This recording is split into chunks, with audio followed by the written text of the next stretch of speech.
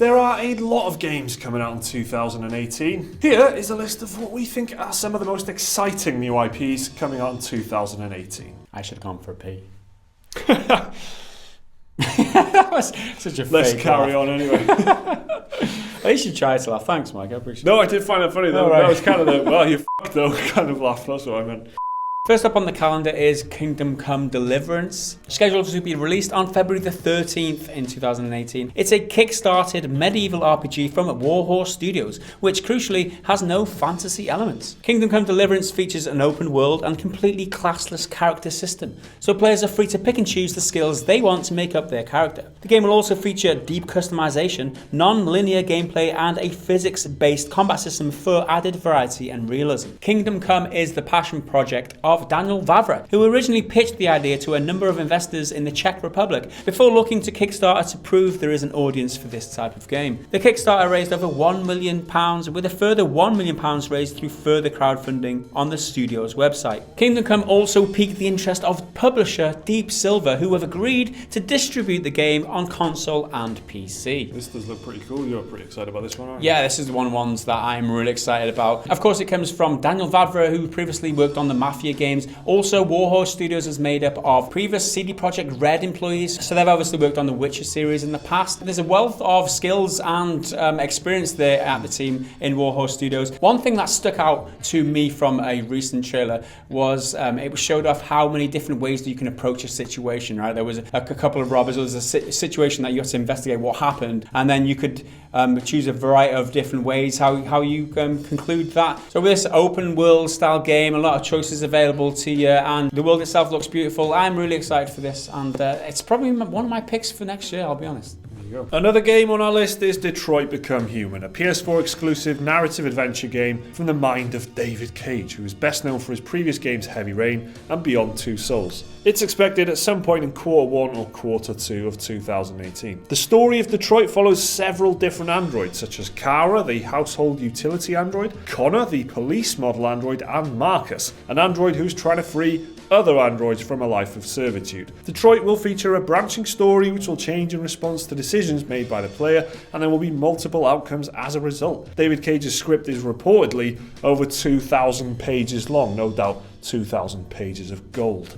It's due to launch sometime in early 2018. You're a big fan of David Cage games? Yeah, this is another one that I'm. This script seems like it's written for me. It's Gareth heavy at the beginning here. Yeah, another one which is kind of interactive movie in a way, where choices affect the outcome of your playthrough. Yeah, set in this lovely looking futuristic world, and apparently there was a new game engine made for this game, so all the textures look beautiful and all that. So I played the demo at EGX, and it was so intense. It was the apartment level where you're Connor, you're investigating what's going on, and you've got a hostage situation at the end of it. It was so enthralling. It really got your nerves going. And yeah, again, another game that I'm really excited for. It's going to be a good year next year, Mike. I've got a good feeling. For half of the people on this video. Next up is another Gareth special, Days Gone, the post-apocalyptic open-world game from Sony Bend Studio. In Days Gone, players control Deacon St. John, a former bounty hunter who's trying to survive in a ravaged world inhabited by zombie-like creatures called Freakers, but there are some non-infected enemies there as well. Days Gone will have a dynamic weather system, which looks awesome, with a complete day and night cycle to boot, so the environment will play a role in how you handle objectives. Players will be able to tackle situations however they see fit, whether it's stealth, all-out action, or manipulating the Freakers to do your dirty work for you. We know that from PSX. The game is currently in a complete and playable state from start to finish, but things are still being fleshed out and polished, which implies that Days Gone is almost ready for release, but will launch probably sometime early in 2018, exclusively for PlayStation 4. Tell us why you're excited about this one, Gaz. Oh, well, why am I so excited about this one?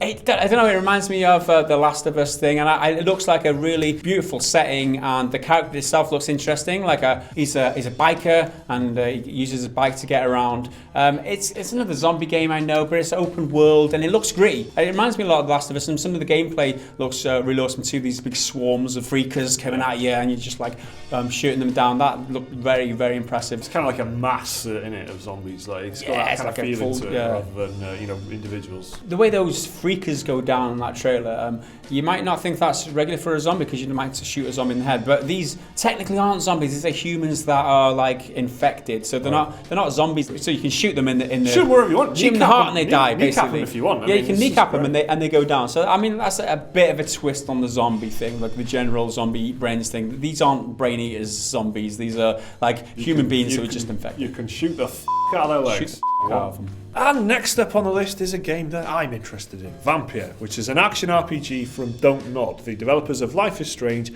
and Remember Me. That's due for a Q1, Q2 release next year on PS4, Xbox One and PC. Vampir is set in London during the Spanish flu epidemic of 1918. Players control Dr. Jonathan Reed, who was turned into a vampire and now must kill people to satisfy his vampiric thirst. On the gameplay front, Vampir placed a lot of emphasis on player freedom, offering the ability to kill anyone in the game, but each death will have an effect on the game world. Vampir was originally meant to launch at the end of 2017, but the developers decided to push back the release until 2018 to fix some technical issues. So yeah, Vampire, this looks pretty cool. Vampire, I don't care, but I'm going to play it. It looks really good. I really like the setting. I've got to be honest, it's all about the setting and the theme for this one. I really like the period, 1918, London. It's all dark and broody with vampires. Oh man, I'm really looking forward to this one. This is actually up there for me for next year for sure, for the things I'm really most anticipating.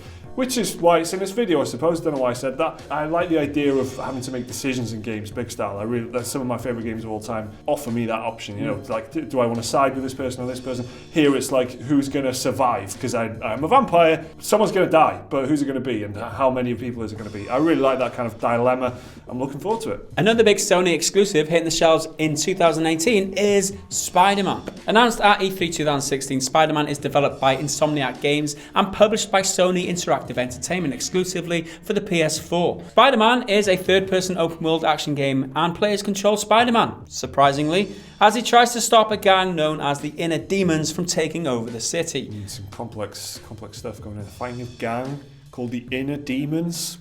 Think about that for a second. That's pretty clever. That was a bit of sarcasm there. A bit of British sarcasm there for you.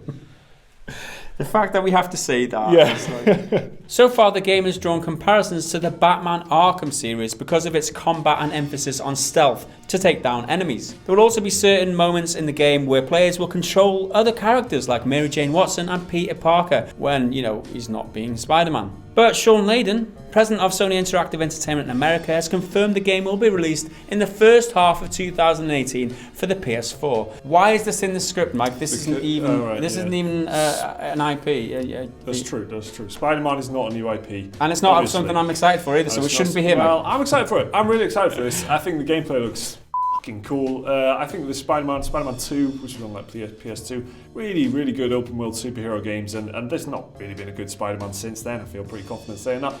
This one looks shit hot. Insomniac are a good company, good studio. They've made some good games. So this is a recipe for a really decent game, and I'm hoping that it does pan out that way, and I'm hoping it does for Spider-Man what Batman Arkham did for Batman. I don't know. I'm just bored with all these superhero films. Do you know what? Games. So am I, kinda. But I'm looking forward to this. Super Zero, more like. That was sick.